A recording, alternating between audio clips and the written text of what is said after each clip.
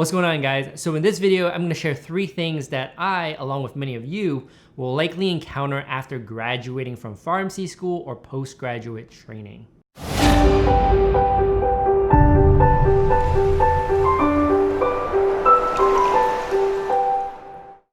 So I did a poll on my YouTube channel about a year ago asking about the type of content you were all interested in. And kind of to my surprise, one of the top voted answers was life after pharmacy school. And this is that video. And I'm not gonna talk about all the different things that come after pharmacy school. I'm just gonna talk about 3 common things and maybe some of my experiences with those 3 things in this video to give you all an idea of what to expect. And those 3 things are, number 1, personal finance, number 2, travel, and number 3, professional development.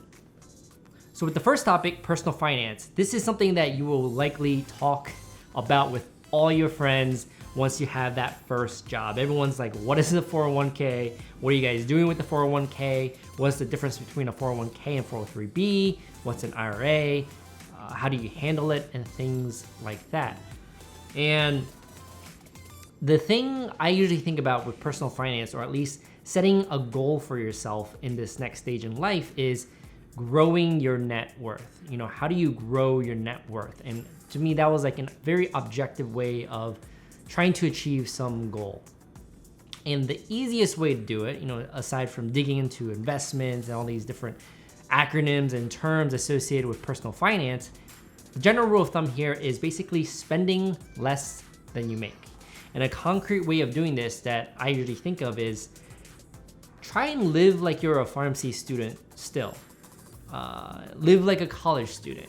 And that's because many individuals that come out, you know, you're making a good salary, you wanna buy like a brand new car, you wanna buy a brand new house, you want to buy all these things, upgrade your wardrobe to designer clothes. That can be difficult, and I'll tell you why, and it kind of segues into the next point I wanna make here, is that many of you likely have a large amount of student debt. And you know, despite coming out with a great career, making a lot of money, you're gonna quickly realize that even if you have a 6-figure salary, you don't really take that much back home. And then if you have student loans, that's gonna make it a lot worse. And to give a concrete example here, I came out with $135,000 in federal student loans. It's an insane amount of money. I actually only borrowed about $120,000, and $12,000 or $13,000 of that was just interest because I didn't pay any interest during pharmacy school, which is another tip I would recommend. If you're still in pharmacy school, definitely pay off that interest as it comes in, because I now have $13,000 of interest that kept on building on top of each other. So it's something to consider. Now, federal loans is 6.75% interest. That equates to $750 a month in just interest, which is mind-boggling. And so if you are not doing public loan forgiveness, which I just didn't think I can commit myself to being in a public health sector. It sounds kind of weird to say that, but you just never know what could happen. So I didn't want to subject myself to that kind of rigidity. And so I plan to pay it off. But even if I paid $750 a month for the rest of my life, I would not pay that off because that doesn't touch the principal. So what I did during residency was I actually paid $1,000 a month, which gradually increased to $2,000 a month, which I paid for many, many years. And that is a lot. And when you think about all the different expenses that you're gonna have, especially if, let's say, you move to a big city, your rent, your food, the things and hobbies and other things you wanna buy, it becomes very, very difficult to do so. So my suggestion when you're coming out, think about your spending, spend less than you make, try not to buy anything extravagant. Definitely treat yourself more than you did before, but be very conscious of what you spend your money on. Which brings me to my next topic, taxes. I'm not really gonna talk about taxes despite bringing it up, but I would highly encourage you to learn about taxes as much as you can. And the reason why is because, you know, you have a good job, you're bringing in some good money, you wanna keep as much of that hard-earned money as you can. And if you understand how to do your taxes correctly, you can keep more of that and save enough for the future. Basically trying to reduce your taxable income as much as you can.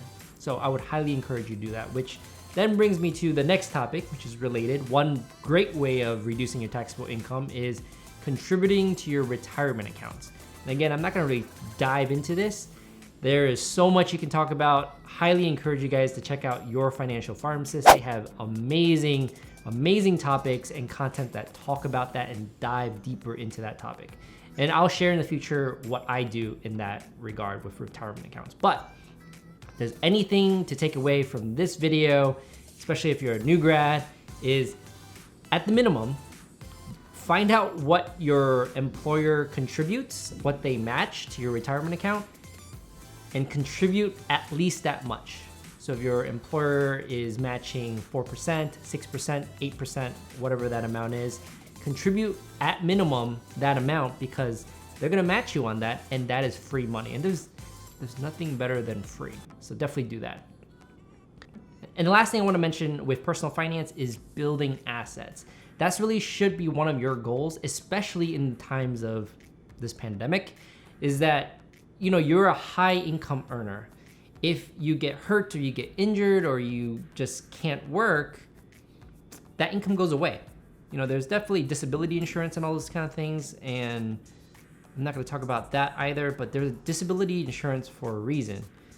And you wanna protect yourself so you can keep earning a lot. But especially in terms of COVID, one of the things that I would highly encourage you all to do is figure out ways to build multiple income streams. And I know one of my awesome colleagues who you should check out, Paul Tran, he's like the OG pharmacist, you probably already know about him. He's been creating videos for a long time. I know he created a video recently about all the different income streams he has. Highly encourage you to check that video out. I'll probably link it in the description below so you can check that out. But basically, in these times, you wanna have other income streams that can bring in money just in case, let's say you lose your job or there's whatever the case. It just puts less pressure on yourself because now you have multiple income streams instead of just one. Definitely check out Paul's video if you wanna learn more about these different income streams. Many of the ones he talks about are the same ones that I use. I'll mention a couple more things. Building assets isn't just about building a retirement account. There are many different ways, and one of the easiest ways is investing. And I'm not talking about retirement investing, like 401ks, 403bs, or IRAs. One of which that I did is opening a 529 account because I knew I was gonna pursue my master's, and that is a way of investing in the stock market to pay for tuition interest-free. But other things is like opening up brokerage accounts, investing in real estate, or creating YouTube videos, or writing blogs, doing things like that. Many different ways of building assets, and I will highly encourage you to do the same as you enter this next phase in life. Ultimately, the end goal here is to become financially free, so you're not just relying on this income, because if you get hurt, then that income goes away. The next topic is travel, and it's one of the most exciting things to talk about. If you did a 2-year program, you're probably 24. If you did a 4-year program, you're probably 26. And if you did postgraduate training, you're likely 27 to 28 on average. But traveling will likely come to mind because this is the time you're traveling, you want to travel, you have money to travel, or maybe you have traveled in the past, but this is a great time to travel. Let me tell you why. And one of the reasons why it's such a great time to travel is because you likely have the three best things in life: time, money, and energy. If you have kids, you might not have a lot of time, but I'm assuming the majority of you don't have kids yet. Maybe, maybe not, I don't know, but let's just go with the assumption that you don't. You have time. Money, you're not a broke student anymore, so you have money, and then you have energy. As opposed to many individuals that travel once they retire, traveling in your mid-20s to early 30s is probably easier energy-wise than when you retire and you're like in your 50s or 60s. So you have those three things, and it makes it some of the best times to travel. And I'll give you an example of what I did. So I finished residency in 2015, I was 27, And I've traveled in the past. My parents took me to a lot of places. I was very fortunate. But I never really cared to travel because I was so focused on my career. And this was like my first time I could actually travel. And I was like, you know what? I should do it. So in 2015, I met up with 2 friends and we backpacked Europe. And it was some of the most amazing experiences I've had. And it's like the best time because you're probably or maybe going through a quarter life crisis, and then you can reflect on your own life experiences, your life choices, and you can do this in Paris or in somewhere in Germany. But it's a great time to travel. We went to different countries, we traveled by train, stayed in different hostels. But to be honest, it's a fantastic time. You grow and mature as an individual. You learn about so many different things and you learn about different people. It's definitely one of the most rewarding experiences and probably something that you guys will all talk about as you enter the working force. And the last thing I want to talk about is professional development. Right after you graduate, you probably had this intense, burning desire to be like the best worker out there. Especially in that 2 to 3 months, I know I did at least. I was reading articles like, how can you prove yourself in that first 2 to 3 months? What can I do to show my manager that I was a good worker, I was worth it, and all of those things. And I'm assuming you likely will have that too. And some of the things I did was like, how can I be the ASHP Harvey Whitney Award winner? I think that's what it's called. I don't remember what it's called now. This is kind of embarrassing. Oh well. But the Harvey Award winner, you want to be like a fellow of ASHP, a fellow of ISMP, a fellow of APHA. Like, how do you do all these things? How do I present at these national conferences? How do I be a recognized leader in pharmacy? And those are the ideas and thoughts that you probably have, maybe, and then you probably are talking to other people about it. And it's good. It's good to have that intense motivation and determination to excel at your job. The only thing I'll say here is that if you overdo it, you can burn yourself out. And I definitely had that feeling, and I did burn myself out. But just something to keep in mind, capitalize on your desires to work hard. You should work hard. Just make sure you balance it out. And something else that comes up too is networking. And it's not only about professional networking, but it's like personal networking. Something that people quickly realize after pharmacy school and after residency, it becomes a lot harder to make friends or build professional relationships. And I'll give you a couple of things that came to mind. So I actually moved to a brand new state where I didn't know anyone, and I had to figure out how to make friends and how to network. And one of the easiest ways to do that is joining your local pharmacy organization. So when I was in Florida, instead of ASHP, the local one is FSHP. When I was in Utah, I joined USHP. And then when I was in Minnesota, I joined MSHP. And joining those organizations give you opportunities to meet other local pharmacists who could be either personal friends that you end up meeting or even professional networks. And this could be a good thing, especially let's say you work in your role for a couple years and you're like, I'm ready for a new change and you want to go to a different job. If you started building those relationships early on, you have people that you can bounce ideas off of and talk to once that time comes around.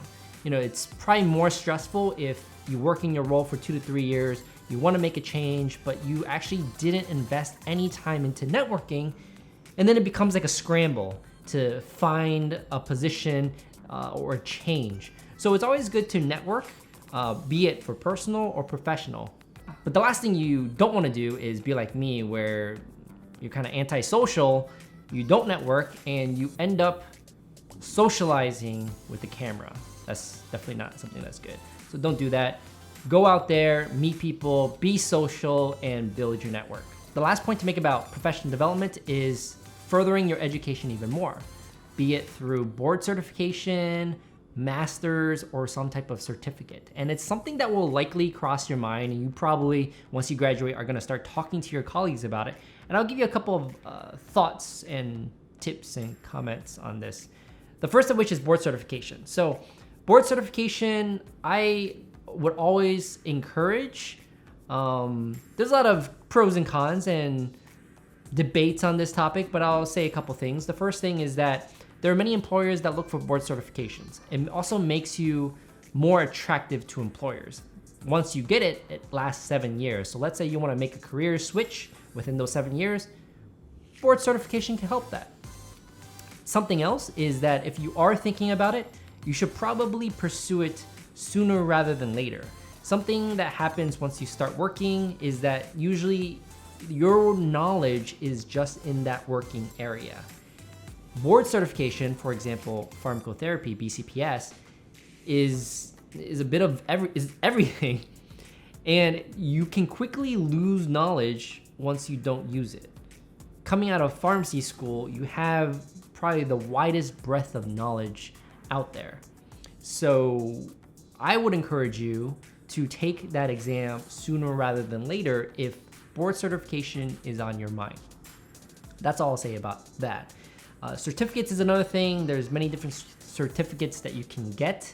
I'm not really gonna touch on that topic. I'm actually more interested in masters because more people talk about masters than certificates once they have graduated pharmacy school and are in the working profession. And the reason why is because many individuals are interested in climbing that career ladder. Typically what you see is that you start off as a pharmacist, but you want to maybe move into a managerial or supervisor role. I don't know if that's a word, director level in pharmacy. Usually that requires a master's, and that's typically a discussion that comes up. So if climbing the ladder is on your mind, it's just something to consider. It's not necessarily a hard and fast requirement, but it usually is one of those things they look for when someone wants to climb the ladder. There are many reasons why I pursued it. That's for a different video. But some of the most common masters that you see for individuals that want to climb that ladder is either a MBA or a MHA. Going into the differences and the pros and cons of those is beyond the scope of this video. It's just something that's gonna come to your mind. All right guys, so that's kind of it for this video. If you liked the video, do give it a thumbs up. Let me know what you thought in the comments below. And if you haven't already, make sure you subscribe. See you guys in the next one.